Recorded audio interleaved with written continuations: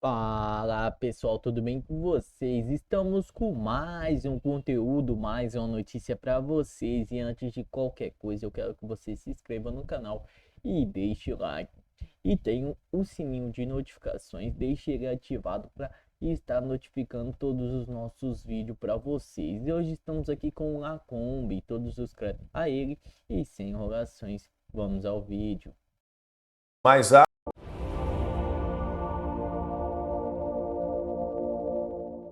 eles não são políticos, mas acham que são. E ninguém diz nada, e ninguém faz nada. Eles se acostumaram a rasgar as leis, a fazer interpretações estapafúrdias delas. Passaram a aplicá-las apenas quando lhes interessa. E o silêncio, diante disso, tem gerado enorme desespero em quem não embarque em delírios, em planos tirânicos para salvar a democracia.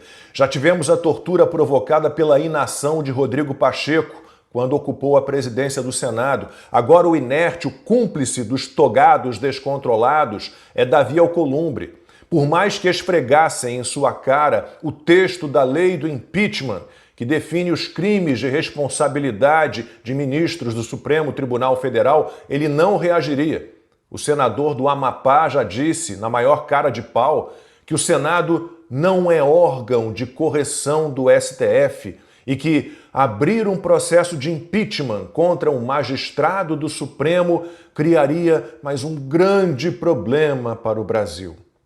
Está na lei ignorada por Pacheco e Alcolumbre que a atuação político-partidária de ministros da mais alta corte do Judiciário pode configurar crime de responsabilidade, passível de punição com o impeachment. Esse tipo de crime remete a atos que atentem contra a Constituição e as leis, comprometendo a dignidade e o decoro do cargo. Já tivemos casos de ministros apoiando publicamente políticos, candidatos em eleições, partidos e o governo. Já tivemos ministros participando de eventos partidários, o que é certamente incompatível com a imparcialidade e a independência que se esperam de um integrante do STF. Eles não têm o menor constrangimento em fazer discursos políticos, e isso começou há pelo menos 7 anos. Vamos então pela linha do tempo indo e voltando. Em 2018, Carmen Lúcia se disse preocupada com uma mudança perigosamente conservadora. Em 2020, Dias Toffoli resolveu dar ao STF um poder político quase sobrenatural. Nós, enquanto judiciário, enquanto Suprema Corte, nós somos editores de um país inteiro, de uma nação inteira, de um povo inteiro. No ano seguinte, alguns ministros do Supremo partiram para a prática politiqueira. Eles foram ao Congresso, se encontraram com líderes partidários e conseguiram enterrar a PEC do voto impresso. De volta ao discurso, naquele mesmo ano, na edição do Fórum Jurídico de Lisboa, Toffoli afirmou que o Brasil já vivia um semipresidencialismo. Nós já temos um semipresidencialismo com um controle de poder moderador que hoje é exercido pelo Supremo Tribunal Federal. 4 anos se passaram e agora, no mesmo evento na capital portuguesa, Gilmar Mendes disse que o Brasil vive um parlamentarismo desorganizado por causa da relação entre o executivo e o legislativo. Esse modelo, segundo ele, ainda não é bem definido. Assim como Toffoli, Gilmar também considera que o Brasil vive um semipresidencialismo. Há algum tempo, no Fórum de Lisboa, nós temos discutido se não seria melhor para o Brasil se o país se encaminhasse para um semipresidencialismo diante do vulto do poder que o Congresso tem assumido. Se não é atuação política, ministros do Supremo darem a entender que é preciso mudar o sistema de governo do país, o que é, então? Também na edição deste ano do Gilmar Palusa, Luiz Roberto Barroso se vangloriou de ter permitido que o Supremo assumisse funções do Legislativo, modificando um artigo do Marco Civil da Internet para impor censura às redes sociais. Ele ainda atacou os críticos, aqueles que mantêm um mínimo de bom senso, A nossa decisão enfrenta a má vontade de quem celebra o crime e o extremismo político como modelo de negócios que se alimenta do ódio. Não satisfeito de ter cumprido o desejo do governo Lula em relação às mídias digitais, Barroso resolveu atuar como um militante petista. Há uma onda de negatividade, ninguém enxerga nada bom em coisa nenhuma. Aumentou o PIB, temos uma crise fiscal. Subimos 5 casas no IDH, temos uma crise fiscal. Estamos na menor taxa de desemprego da história, temos uma crise fiscal. Temos hoje mais da metade da população na classe média, temos uma crise fiscal. Temos uma crise fiscal, precisamos cuidar dela, mas é preciso não fechar os olhos para as coisas boas que acontecem. De novo, se isso não é um discurso político, o que é? E mais, no conceito de fake news dos ministros da corte, essa fala do Barroso não se encaixa? Primeiro, o PIB, que foi de 3,4% em 2024, mas deve cair para 2,4% este ano e para 1,8% em 2026. Vamos à taxa de desemprego. Esse indicador, é preciso lembrar, só começou a ser calculado em 2012. Lula tem aumentado o número de servidores federais assustadoramente e Bolsonaro provavelmente teria alcançado o menor índice da história se não tivesse enfrentado 2 anos de fechamento da economia, na loucura em que o mundo embarcou durante a Covid. Terceiro ponto, mais da metade da população brasileira está na classe média. Segundo cálculos do confiável IBGE do Márcio Pockmann, sim, está. E por boa margem, não. De acordo com o mágico dos números e dos mapas desconstruídos, por 0,1 ponto percentual.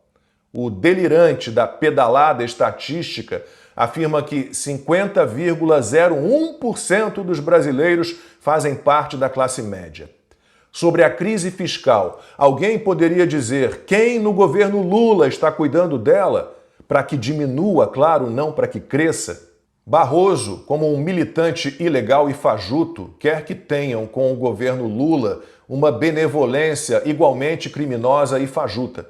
Quer que imperem as mentiras, as narrativas, porque só assim dá para fingir que um governo desastroso está conduzindo o Brasil ao paraíso. E o presidente do STF está nessa há um bom tempo. Em 2023, o iluminista Barroso participou do Congresso da UNE, que é ligada ao Partido Comunista. Em discurso, ele gritou: "Nós derrotamos a censura, nós derrotamos a tortura, nós derrotamos o bolsonarismo." Em 2024, comemorando um ano à frente da corte, Barroso declarou o seguinte: "O legado institucional que eu queria deixar é a total recivilização do país." Claro que o conceito de civilizado dele é também invertido, subvertido, pervertido, é politiqueiro e estimula a destruição da liberdade de expressão, do devido processo legal, do direito à ampla defesa. Barroso acha mesmo que tem a missão de empurrar a história na direção certa. E, de novo, um politiqueiro do seu nível não carrega o conceito correto do que é certo. Chegamos a Alexandre de Moraes, há poucos dias, durante seminário de verão na Universidade de Coimbra, em Portugal, o ministro afirmou que o século XXI pertence ao judiciário. Segundo ele, depois de séculos de protagonismo do parlamento e do executivo, agora é o judiciário que ocupa o centro da vida pública. Para ele, tanto o legislativo quanto o executivo falharam na garantia dos direitos humanos, o que teria aberto espaço para que os togados se travestissem de politiqueiros. Antes de seguir para Portugal, Moraes disse: "As redes sociais não são neutras, as redes sociais têm lado, as redes sociais têm ideologia, as redes sociais têm viés político, têm lado político e, mais do que tudo, as redes sociais têm um interesse econômico." Se colocarmos Alexandre de Moraes no lugar de redes sociais, todas as falsas afirmações do ministro estariam corretas. Esses chechelentos do Supremo não têm medo de impeachment. Sua atuação político-partidária, não punida pelo Senado, é de uma sem-vergonhice ilimitada. Moraes e também Flávio Dino já falaram mal dos Estados Unidos, o que não dá para dizer que seja função de ministro do Supremo, talvez de um político alucinado. Dino foi além, atropelou a lei do impeachment, sugerindo uma chapa para as eleições do ano que vem ao governo do Maranhão. Foi durante evento numa universidade do estado. Em discurso, o magistrado lançou a dupla encabeçada pelo atual vice-governador Felipe Camarão, do PT, tendo a professora de Direito Tereza Helena Barros como vice. Essa chapa vai ficar imbatível. O deputado Nicolas Ferreira entrou com pedido de impeachment de Flávio Dino, mas Alcolumbre, de novo, não deu a mínima. A imprensa não deu a mínima. E este breve resumo prova que não é por falta de motivo que os ministros não são enquadrados. É porque os conservadores precisam ser eliminados, porque Lula ainda é uma peça do jogo. É muito bom ter você aqui no meu canal pessoal acompanhando o vídeo da minha coluna dominical. E eu lembro que na descrição deste vídeo você encontra o link para a revista digital Timeline que eu lancei aqui nos Estados Unidos. Brasília e Israel. Maior tensão de Brasília hoje é, obviamente, o STF. O STF é o grande agente desestabilizador de todo o funcionamento do Estado Democrático Brasileiro hoje. E nós tivemos exemplos de países que conseguiram, de certa forma, fazer uma certa contenção a isso. Ou seja, nós tivemos, como disse o ministro Alexandre de Moraes nessa semana, né, que é o século do judiciário. Depois do executivo forte, agora seria o judiciário mandando em tudo. Isso está sendo entendido em alguns países, por exemplo, que fizeram uma contenção ao judiciário. Hungria fez isso com Viktor Orbán. A Polônia, por exemplo, tinha a regra de que os ministros, os juízes da Suprema Corte, eles ficavam até o final da vida e depois eles indicavam os próprios a continuidade. Então a Polônia tinha um governo de direita com juízes da época da ditadura comunista e mandando em tudo. A África do Sul, com o neoconstitucionalismo, ela chegou a declarar uma constituição anticonstitucional. Falando, não, nós que mandamos. Constitucionalismo significa nós, juízes, né, mandamos e definimos o que é Constituição ou não. E o maior exemplo é Israel. Israel conseguiu fazer uma contenção, de fato, Netanyahu fez uma contenção a uma Suprema Corte que tentava governar por ele. Israel conseguiu. O Brasil não tem a menor chance de conseguir fazer uma contenção a isso, não tem como buscar outros exemplos, buscar pessoas, né, intelectuais e outros políticos para analisar a situação do Brasil e falar, olha, os caminhos agora são esses? Tem. Nós temos condição de fazer, mas a gente precisa definir com clareza aqui. Eu vou falar para vocês algo que vai marcar muito a audiência e o pessoal, especialmente nós da direita. A maior mentira que vai ser repetida nessa próxima campanha, como tema de campanha, é impeachment de ministro Supremo. Essa é a maior mentira que vai ser falada. Por quê, senador? Por quê? A minha pergunta é inevitável, já que estamos na arena, né? Porque a Constituição de 88, ela foi feita olhando para trás, para o movimento, para a Revolução, o golpe de 64, como cada um queira chamar. Deu ao Supremo Tribunal Federal poderes em que todas as decisões que são tomadas pelos ministros enquanto poder e ministro só podem ser questionadas lá na Corte. Ah, o Senado pode fazer isso. O Senado só pode fazer isso em duas situações. Se houver o cometimento de crime e o ministro corregedor do próprio Supremo Tribunal Federal enviar ao Senado um projeto para a cassação. Ou que é o único meio que nós encontramos, assim, para quem trabalhou isso, como eu trabalhei com outros senadores, você investigar os escritórios de advocacia de parentes dos ministros e entender se eles tiveram privilégios ou não. Se isso fosse feito, né? Se houvesse cometimento de crime, aí estava fora da alçada de decisões do tribunal. Me entenderam?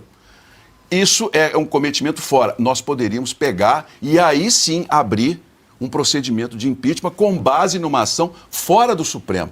Mas as ações tomadas enquanto corte, quando um juiz, ministro, toma uma decisão e é referendado pelos demais, nós só podemos questionar dentro do O Supremo. senhor acha que a atuação do ministro Alexandre de Moraes, por exemplo, desde o inquérito 4781, que tem 6 anos, Sim. não são atitudes que configuram perseguição política contra um espectro, os conservadores, Claro. a chamada direita, que não há casos de violação de direitos humanos em relação aos presos políticos do dia 8 de janeiro, há questões que envolvem censura, questões que são passíveis de sanções, provavelmente, do governo americano, por interferência à lei americana, violações da primeira emenda americana, por exemplo, e insisto na questão dos direitos Claro, humanos. claro. Isso tudo não tem uma gravidade capaz Tem. de levar o caso ao plenário do Senado? Tem muito. Você tem grávidas, adolescentes, idosos que foram detidos irregularmente. Você tem essa questão muito questionada pela OAB de que um ministro que é vítima, ele também é um investigador e vai ser o sentenciador. Só que tem uma coisa, a decisão está sendo tomada no âmbito do Supremo e está sendo referendada pelos demais ministros. Não cabe ao Senado isso. Nós não temos o poder para isso. Isso é uma mentira que foi falada e que estão vendendo para a população. Volto a dizer, nós só podemos questionar decisões dos ministros do Supremo dentro do Supremo. A legislação diz isso. Isso é muito claro. Agora, se nós pegarmos de fora para dentro algum tipo de... Foi isso que nós fizemos na CPI Lava Toga. Nós fizemos uma CPI, queríamos criar uma CPI para investigar exatamente as ações paralelas. Que hoje a gente sabe, tem filho de desembargador, tem filho de ministro, tem parente, tem esposa que tem escritório de advocacia milionários. Qual é a relação desses escritórios com o Supremo Tribunal Federal? Aí o Senado teria uma atuação legítima dentro da Constituição sem quebrar essa questão dos valores. Mas nós não tivemos as assinaturas, houve uma pressão política muito forte e a CPI Lava Toga morreu. Então, de lá para cá, está todo mundo falando isso. Vamos fazer o impeachment. O que é que nós podemos fazer? Flávio falou muito bem. Nós podemos mudar as regras. Isso o Senado pode fazer, mas isso depende de um conjunto da casa, dos presidentes e de uma decisão de líderes.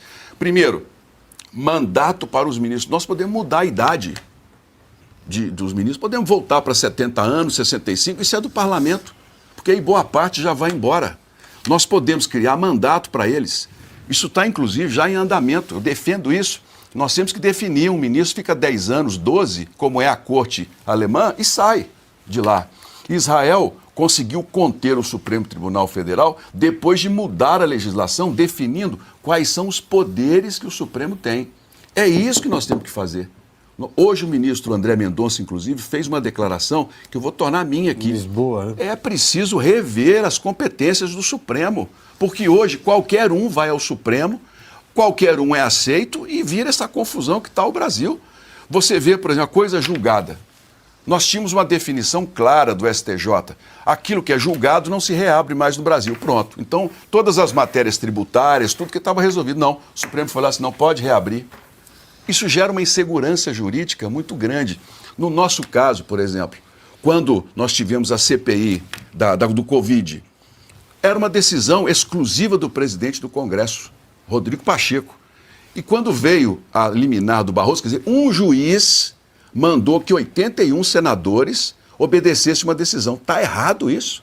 Nós temos que acabar com decisão. Fala pessoal, vou estar lendo para vocês uma noticinha aqui no final do vídeo. Conexão Política, eleições 2026. Centrão quer Tarcísio candidato a presidente, aventura Ciro Nogueira com vice.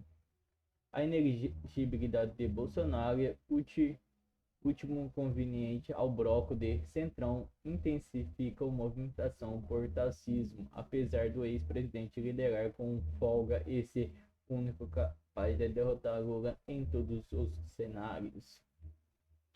A inelegibilidade de Jair Bolsonaro do PL imposta pelo Tribunal Superior Eleitoral TSE tem sido tratada como fato consumado por senadores do Centrão, não apenas por questões judiciárias, mas por conveniência política, mesmo liderando com folga todas as pesquisas de intenção de votos, ou sendo o único nome da direita capaz de derrotar Lula em qualquer turno.